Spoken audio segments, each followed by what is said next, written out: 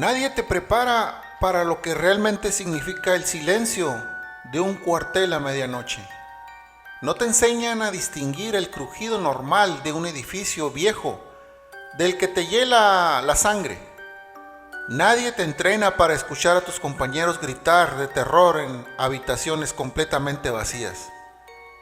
A los 23 segundos exactos de mi primera guardia nocturna, con el eco de mis propias botas como única compañía, supe que aquel lugar escondía algo que los manuales de estrategia y los reglamentos disciplinarios nunca se atrevían a mencionar. No era un enemigo al que pudieras dispararle. No era una amenaza que pudieras flanquear. Estaba ahí, mucho antes de que llegáramos nosotros. Y tuve la certeza de que se quedó, paciente, cuando todos, uno por uno, nos fuimos. Mi primer destino, a los 19 años, fue la base aérea Capitán Raymond, un complejo de concreto y hangares levantados en 1947, que los oficiales apodaban El Rayo, en un intento patético de que sonara moderno y eficiente. Pero el lugar se sentía antiguo, cargado. El aire mismo pesaba, olía a metal, a combustible y a algo más, algo orgánico y olvidado. A los novatos como yo, los pollos, nos tocaban las peores tareas. Y la peor de todas era custodiar la bodega de material castigado. Un sótano de piedra húmeda al que se accedía por una escalera que parecía la garganta de un animal. Abajo no había ventanas, solo paredes de roca y grilletes oxidados clavados directamente en ellas. La versión oficial, la que nos daba el sargento con una sonrisa torcida, era que se trataba de anclas antiguas de almacenaje. Pero las anclas, hasta donde yo sé, no tienen cadenas de 1,5 metros que terminan en aros del tamaño de un tobillo humano. Ni tampoco tienen esas manchas oscuras que, si te acercabas lo suficiente, desprendían un olor agrio a cobre y sudor seco. Mi primera noche de guardia ahí abajo fue un rito de iniciación. La tarea era simple: inventariar cajas de repuestos vacíos. Estaba solo, armado con una linterna cuyo haz de luz parecía ser devorado por la oscuridad, mi fusil y el sonido amplificado de mi propia respiración. Era el aire gélido, inmóvil. A los 10 minutos de empezar, mientras contaba bujías, escuché un golpe seco y metálico a mis espaldas. Sonó como si alguien hubiera pateado una taquilla con todas sus fuerzas. Me quedé petrificado, el corazón martillándome en la garganta. El manual dice: identifica la amenaza, reporta. Pero mi cuerpo no respondía. El sonido se repitió, pero esta vez fue rítmico, metódico. Un golpe metálico, seguido de un arrastre pesado sobre el concreto. Golpe, arrastre, golpe, arrastre. No era el viento. Allí abajo no se movía ni una mota de polvo. No eran ratas. El sonido tenía un peso, una intención. Armándome de valor, seguí el ruido con la linterna temblando en mi mano.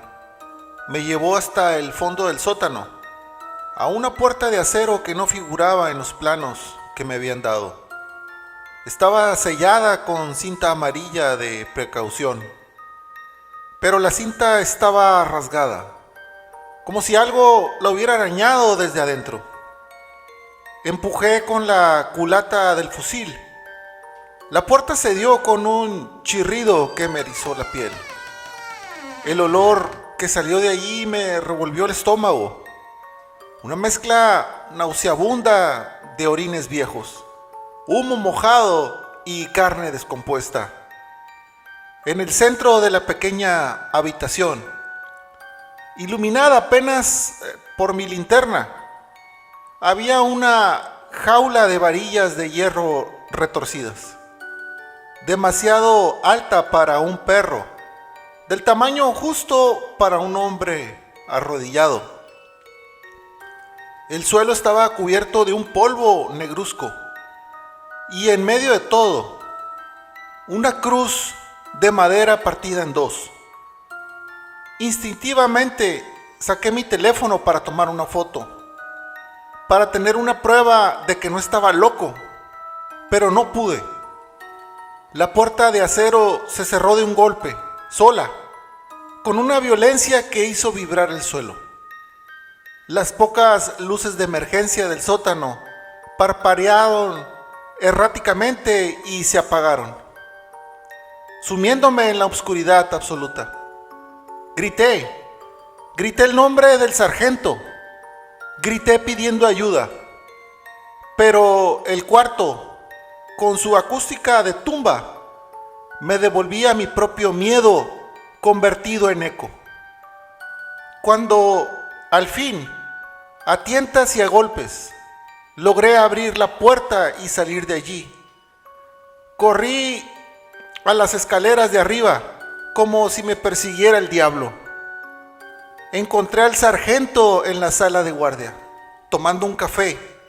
Le conté todo, con una voz quebrada. Me escuchó sin parpadear, con el rostro endurecido. Cuando terminé, dejó la taza sobre la mesa con una lentitud deliberada y me miró fijamente. Esa bodega no existe, soldado. No hay ninguna puerta sellada. Usted tuvo una pesadilla por el cansancio. Vuelva a mencionarla y le abro un expediente que lo baja a rango hasta recluta raso. No era una orden, era una amenaza. Pero en el fondo de su pupila, bajo la capa de autoridad, vi un destello inconfundible. Terror. Un terror antiguo, disfrazado de disciplina. Las semanas siguientes fueron un infierno silencioso. Los compañeros de pelotón empezaron a oír cosas.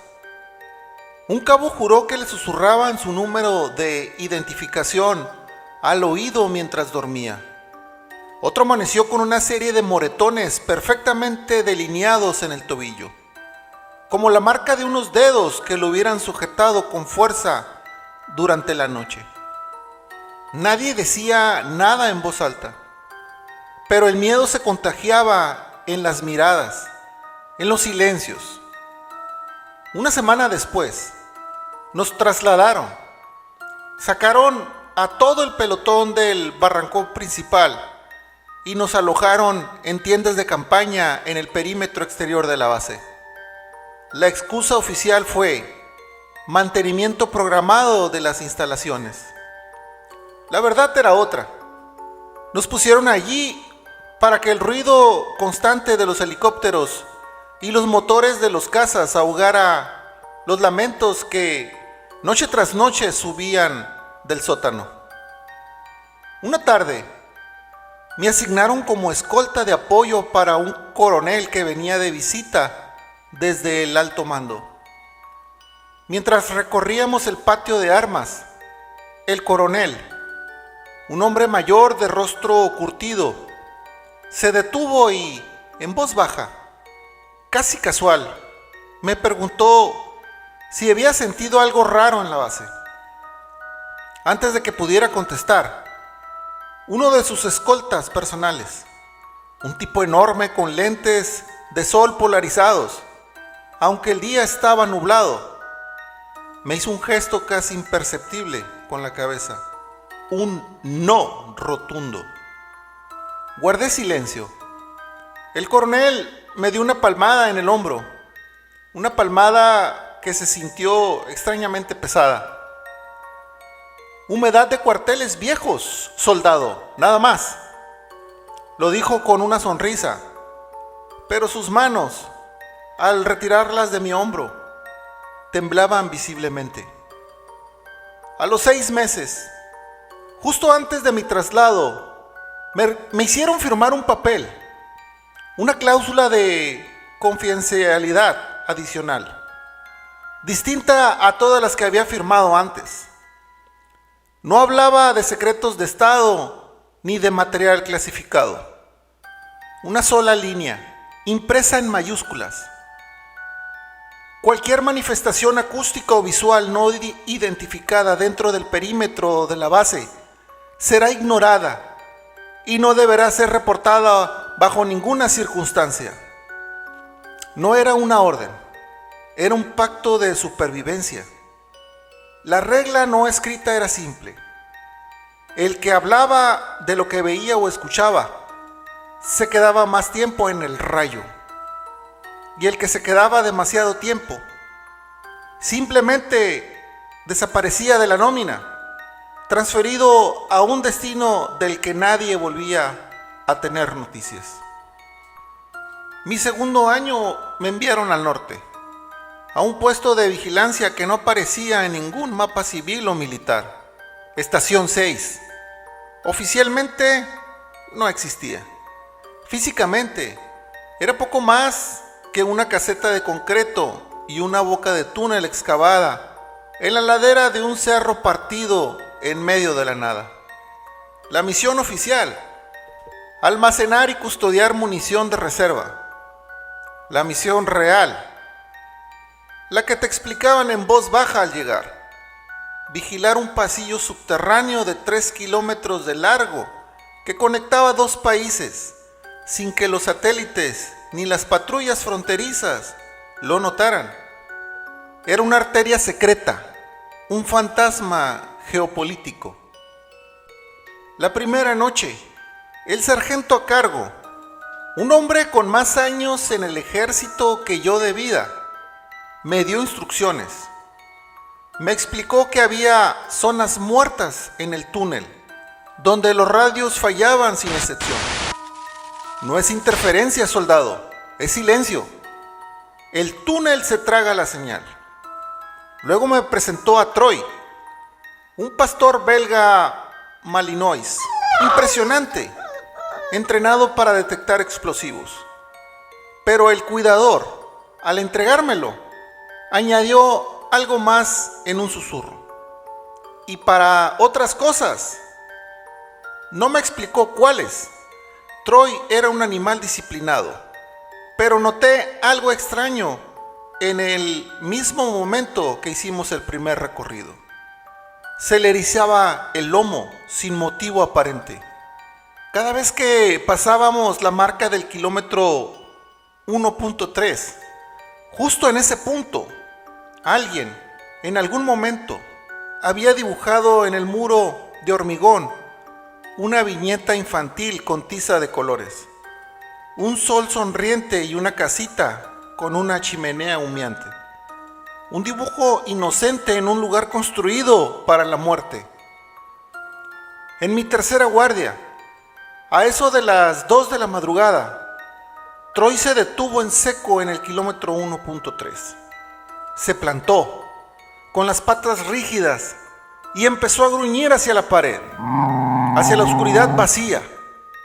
El gruñido no era de agresividad, era de miedo puro.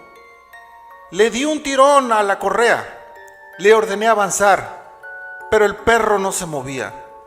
Retrocedimos, apenas dimos 5 pasos hacia atrás y sucedió.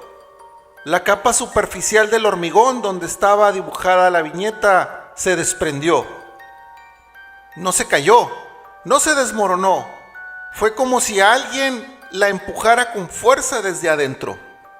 Un trozo de pared del tamaño de un plato cayó al suelo, revelando una oscuridad aún más profunda.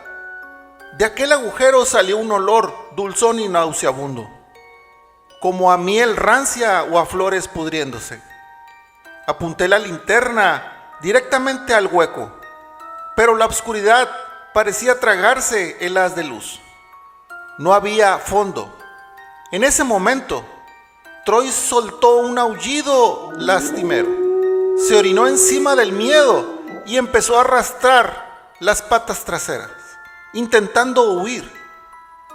Llevé la radio a mi boca, solo estática, un ruido blanco que sonaba casi como un susurro. Di media vuelta para regresar al puesto de control, arrastrando al perro aterrorizado. Y entonces, justo cuando le daba la espalda al agujero, oí una voz. Era una voz infantil, clara y nítida, que parecía estar justo detrás de mí. ¿Trajiste caramelos? No era el acento de la región. Sonaba artificial, perfecta, como la voz de un niño en un comercial de televisión. Me heló la sangre. No me atreví a mirar atrás. Caminé los casi 2 kilómetros restantes de espaldas, con el fusil apuntando a la oscuridad del túnel, esperando ver algo en cada esquina. En el informe de la guardia no sabía qué poner. Escribí: anomalía acústica no clasificada en el sector 1.3. El capitán de la estación tomó mi informe, lo firmó sin siquiera leerlo y lo archivó en un cajón lleno de otros informes idénticos. Al día siguiente, sin más explicaciones, me enviaron al psicólogo militar, un hombre con cara de aburrimiento que me hizo una serie de preguntas absurdas y me pidió que dibujara un árbol, una casa y un sol. Lo hice. Al ver mi dibujo, señaló al sol. ¿Por qué le pusiste sombra o algo que da luz, soldado? No supe responder. Me entregó un sobre cerrado. Olvida el sol, soldado. Aquí no ha pasado nada. 3 semanas después de aquello, Troy desapareció durante una guardia. Lo busqué durante horas, gritando su nombre en el silencio del túnel. Usamos cámaras térmicas, peinamos cada metro. Nada. A la mañana siguiente, encontramos su collar. Estaba colgado perfectamente colocado de la manija de una puerta blindada al final de un ramal secundario del túnel. Una puerta que, según los registros, nadie había abierto en 20 años y que estaba cerrada por dentro con un candado oxidado. El candado estaba cubierto de óxido y polvo, pero el collar de Troy estaba impoluto, como si alguien lo acabara de limpiar. Me guardé el collar en la mochila. Aún lo tengo. Esa misma noche, el cabo Reyes, un veterano a punto de retirarse, me confesó algo mientras fumábamos a escondidas. Me contó que en el 2018, un escuadrón entero de fuerzas especiales que usaba el túnel para una misión de infiltración salió corriendo en pánico, abandonando armas y equipo. Juraban que algo les devolvía los disparos, no con eco, sino con el sonido de balas reales impactando en la pared a su lado, salidas de la nada. De los 12 hombres de ese escuadrón, 4 se quitaron la vida en el mes siguiente a la misión. Los otros 8 fueron dados de baja por un diagnóstico fulminante de trastorno de estrés. Nunca más se supo de ellos. Al terminar mi rotación en la estación 6, me hicieron firmar otro documento con una cláusula. Esta no era específica. No hablar del túnel, de sus ramales, no documentados, ni de la desaparición de un perro llamado Troy. Al despedirme, el capitán me estrechó la mano con una fuerza inusual. Se inclinó y me susurró: el perro no era para explosivos, soldado. Era para detectar a los que ya están muertos. Salí de la caseta al sol de mediodía y sentí que algo se me había pegado a las suelas. Una sensación pegajosa, como si la miel rancia de aquel agujero se hubiera quedado entre mis pasos para siempre. Mi último año de servicio lo pasé en un centro de comunicaciones de alta tecnología, enclavado en la cima de una sierra remota. Mi trabajo era operar un radar ANT-TPY-2, una bestia capaz de detectar un objeto del tamaño de una pelota de béisbol a miles de kilómetros de distancia. Su función: vigilar el espacio aéreo en busca de misiles balísticos, aviones furtivos, drones y otra cosa. Algo para lo que no había protocolo. Cada madrugada, a las 3:16 en punto, aparecía un blip en mi pantalla. Un eco ovalado, con velocidad cero y altitud variable. No se movía, simplemente flotaba. El sistema, por defecto, lo clasificaba como ave grande no identificada. Pero un ave no se queda suspendida a 10.000 pies de altura durante exactamente 27 minutos.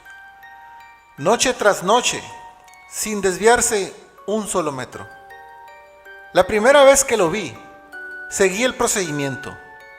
Informé de una posible anomalía. La respuesta fue un fallo del sistema. Lo reinicié. A las 3:16 de la noche siguiente, allí estaba otra vez. Lo volví a reportar.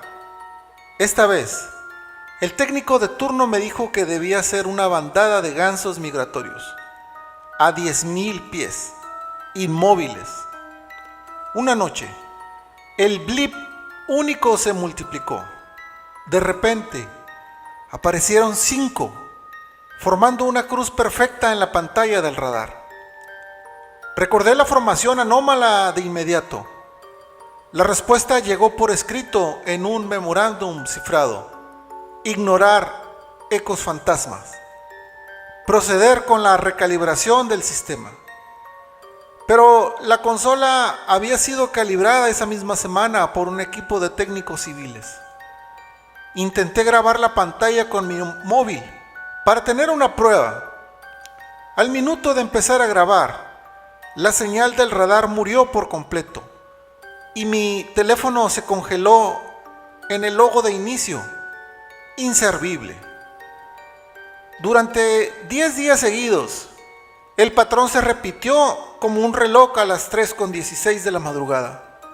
Aparición de la cruz de 5 blips, 27 minutos de presencia inmóvil. Luego, simplemente desaparecían. Compartía el turno de noche con el cabo Ríos, un especialista en cartografía. Era callada, observadora y llevaba más tiempo que yo allí. Una noche, viendo mi frustración, me hizo un gesto para que me acercara. Sin decir palabras, sacó de su archivo personal un mapa topográfico de la zona, fechado en 1976. En la coordenada exacta donde mi radar detectaba la cruz de blips. Alguien había dibujado a lápiz una pequeña cruz y una palabra casi borrada por el tiempo, que decía: Campo Santo. Decidimos salir a las 2:30 de la madrugada, armados con gafas de visión infrarroja y nuestras armas reglamentarias. Dejamos el centro de comunicaciones. La excusa fue una inspección perimetral de rutina. Caminamos unos 15 minutos en la oscuridad, siguiendo las coordenadas del mapa. A mitad del camino, empezamos a oír algo. Era un canto de iglesia, una letanía en latín que el viento traía y llevaba. Seguimos el sonido hasta un pequeño claro en el bosque. Allí, semienterrada por la tierra y las hojas, había una losa de piedra. La limpiamos con las manos. Tenía una inscripción tosca. Aquí yacen tres, que Dios los acoge. No había nombres ni fecha. Eran las 3:16 en punto. En ese instante, el cántico se cortó de golpe. Nuestras linternas parpadearon y se apagaron. Mi reloj de pulsera, un G-Shock digital infalible, se atrasó exactamente 27 minutos. Miré a través de las gafas de visión térmica y entonces la vi. Una figura humana de un azul claro y frío, recortada contra el negro del bosque. No tenía rostro, no tenía manos ni pies, solo un torso y unos brazos que terminaban en una especie de niebla. La figura estaba inclinada sobre la losa, como si rezara. De repente se irguió lentamente, y justo cuando parecía que iba a girarse hacia nosotros, sonó a todo volumen la alarma de práctica de fuego real de la base. Una alarma que nunca se activaba de noche. La figura se desvaneció en el acto. Al día siguiente, la cabo Ríos fue trasladada de urgencia en un helicóptero médico por una supuesta apendicitis aguda. Nunca más volví a verla. Su mapa antiguo desapareció de los archivos. En su puesto de trabajo, encontré un pequeño sobre con mi nombre. Dentro había una crucecita hecha con 2 ramitas atadas y una nota. Estaba escrita con mi propia letra, la caligrafía que usó cuando estoy agotado y apenas puedo sostener el bolígrafo. No mires arriba, mira adentro. No tengo ningún recuerdo de haberla escrito. Pedí una licencia por estrés. Fue denegada. Tuve que salir operando el radar, viendo la cruz de fantasmas cada noche hasta mi último día en la sierra. El comandante, al firmar mi hoja de traslado, se despidió con un susurro enigmático. El cielo está lleno de aviones que nunca despegaron, soldado. Guarde silencio. A esas alturas, ya sabía que si hablaba, la próxima formación en mi honor sería mi funeral. Si alguna vez estuviste en una base y sentiste que el uniforme se te pegaba al cuerpo por algo más que sudor, cuéntamelo en los comentarios. No estás solo. Si alguien conoce a un veterano de la Estación 6 o de la Sierra, mándale un saludo. Quizás donde quiera que esté, aún pueda recibir la señal. Poco antes de mi retiro, en plena crisis sanitaria mundial, mi unidad fue asignada a una misión humanitaria. La tarea sonaba sencilla: recibir, almacenar y repartir cargamentos de mascarillas en las zonas rurales. El almacén que nos asignaron era un antiguo salón de actos de un pueblo, o al menos eso decía el cartel. Los lugareños más viejos contaban otra historia en susurros, que durante la dictadura ese salón había sido un centro de detención y tortura. Nuestros oficiales se reían de ello. Rumores de comunistas resentidos decían. Pero los clavos oxidados que aún se veían en las paredes a la altura de las muñecas no mentían. Recibimos miles de cajas de mascarillas KN95, selladas al vacío. Pero al empezar a abrirlas para organizar el inventario, notamos algo extraño. Muchas, dentro de sus bolsas individuales y selladas, traían un único pelo largo, negro y grueso. A veces con el bulbo de la raíz todavía intacto. Presentamos una queja formal. La respuesta de la cadena de mando fue que el ambiente del almacén es húmedo y propenso a la contaminación. No nos devolvieron el dinero ni cambiaron el lote. Una noche, haciendo un inventario con el soldado Vargas, un chico joven y bromista, abrimos una caja que se sentía diferente. Dentro, solo había una mascarilla. Estaba cosida por el centro con un hilo negro y grueso, simulando la boca cerrada de una muñeca de trapo. Vargas, siempre buscando la gracia, se la puso. «Miren», dijo con voz teatral, «soy la voz del pueblo silenciado». Apenas terminó la frase, se cayó de golpe. Se llevó las manos a la cabeza. Sus ojos se abrieron como platos y empezó a llorar descontroladamente. Se dejó caer al suelo, balbuceando que su abuela, muerta hacía 3 años atrás, le estaba hablando dentro de su cabeza, diciéndole que sentía mucho frío porque no la enterraron con mascarilla. Llevé a Vargas a la enfermería en estado de shock. El médico de guardia, sin darle mayor importancia, le puso en el móvil una canción de cuna, le dio un sedante y nos dijo que solo era un ataque de pánico. A la mañana siguiente, cuando abrí mi taquilla personal, la mascarilla cosida estaba dentro, cuidadosamente doblada. Junto a ella, una nota escrita en un trozo de cartón que decía: «Devuélveme a mi nieto». No conocía a la abuela de Vargas, pero debajo de la frase había un número de placa. Era mi antiguo número de identificación de infantería, pero con los dígitos invertidos.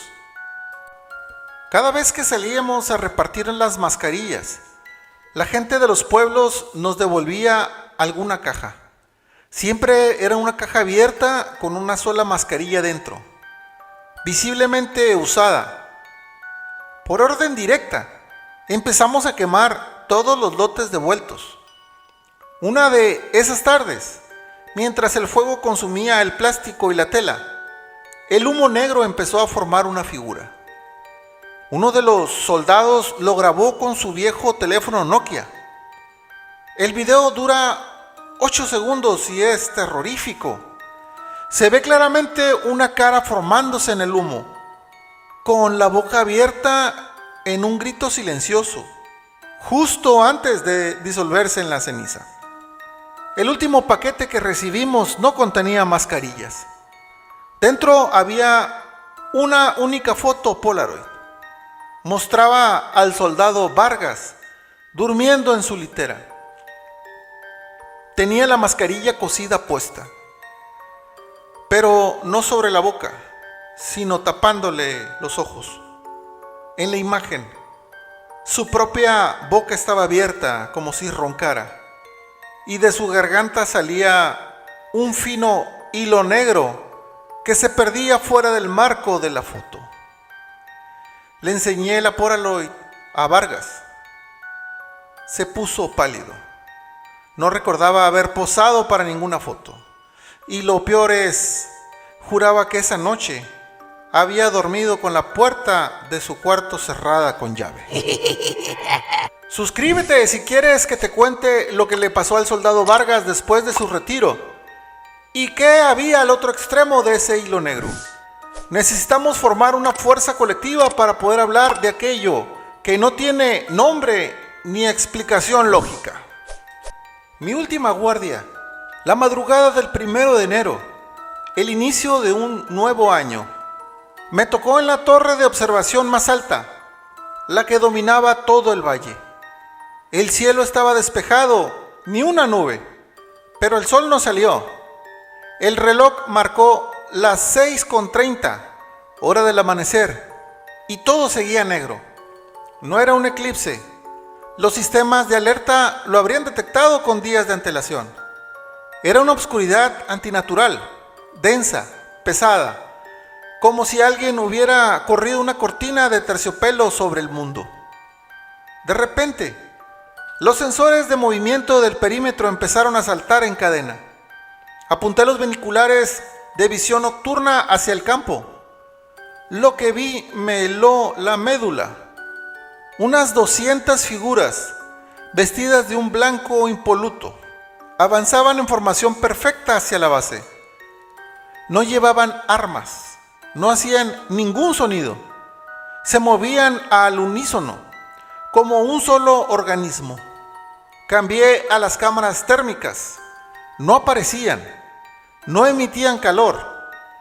Eran sombras con luz propia. El campo minado estaba al norte de la base. Ellas venían del sur, desde la dirección del pueblo dormido. Abrí la pequeña ventana de la torre para activar la megafonía, para dar la alarma. En ese momento, una de las figuras en el centro de la formación se detuvo. Giró la cabeza y me miró directamente, a unos cientos de metros de distancia. En lugar de ojos, tenía dos huecos que brillaban con una luz pálida. Alzó un brazo lentamente y me señaló. En ese preciso instante, las 200 figuras giraron la cabeza al unísono y clavaron sus miradas vacías en mi torre. Y entonces empezó un canto.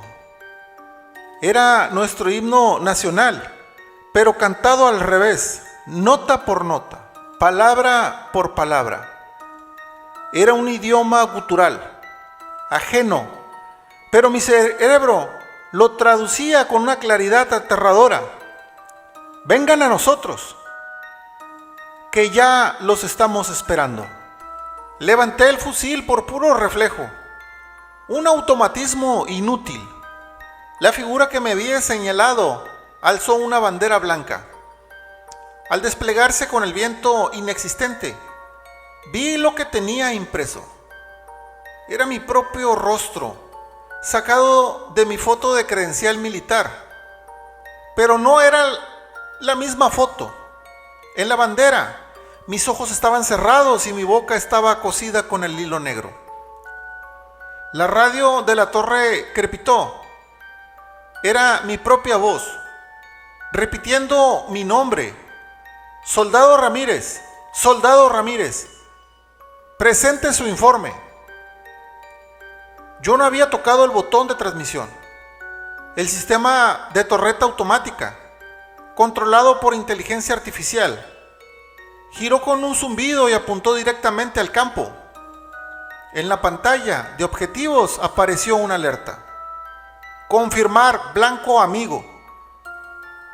Y como designación del blanco, parpadeaba mi propio nombre.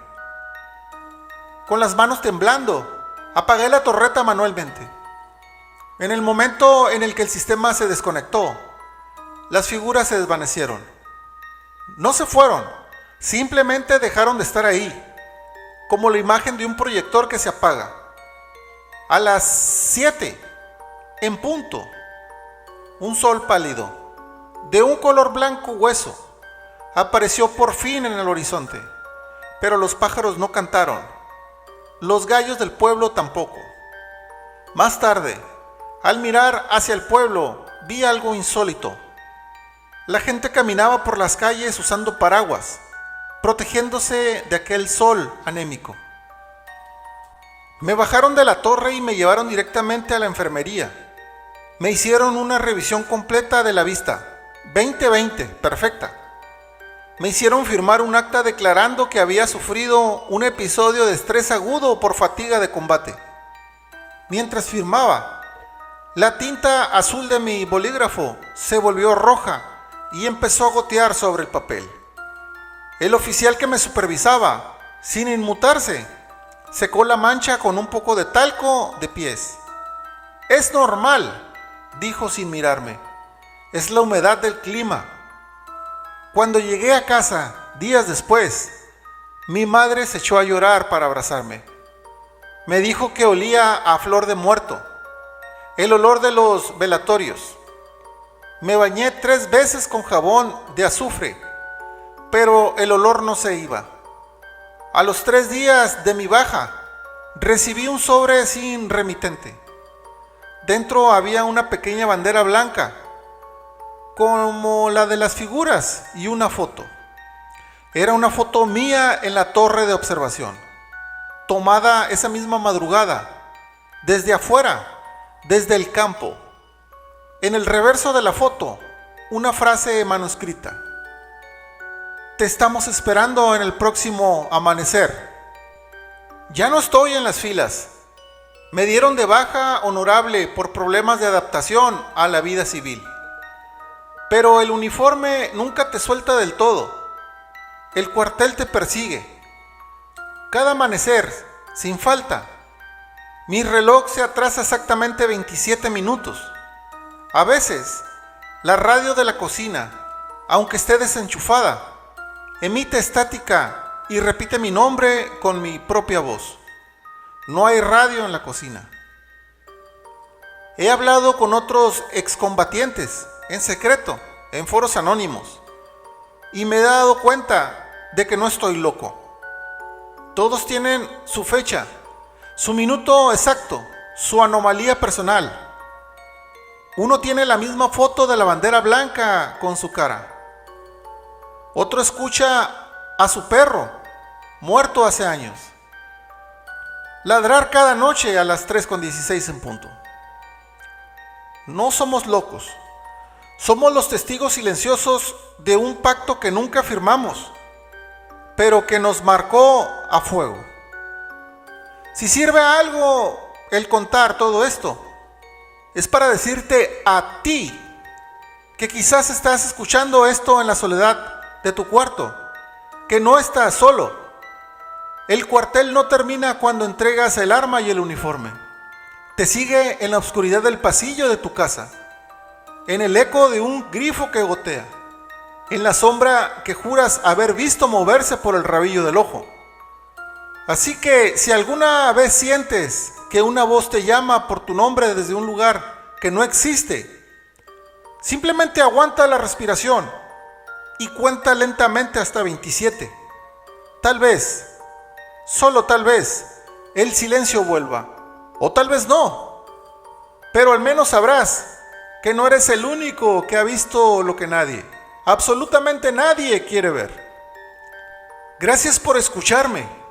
Si a ti también te atormenta algo parecido, escríbelo abajo. No uses tu nombre real. Si te atreves, usa tu número de guardia. Te aseguro que alguien más lo recuerda. Y si quieres que cuente la historia del oficial que firmó con su propio líquido vital una cláusula en blanco, suscríbete y activa la campanita. Necesito que me ayudes a encontrar su nombre antes que él, o lo que sea que representa, encuentre el mío.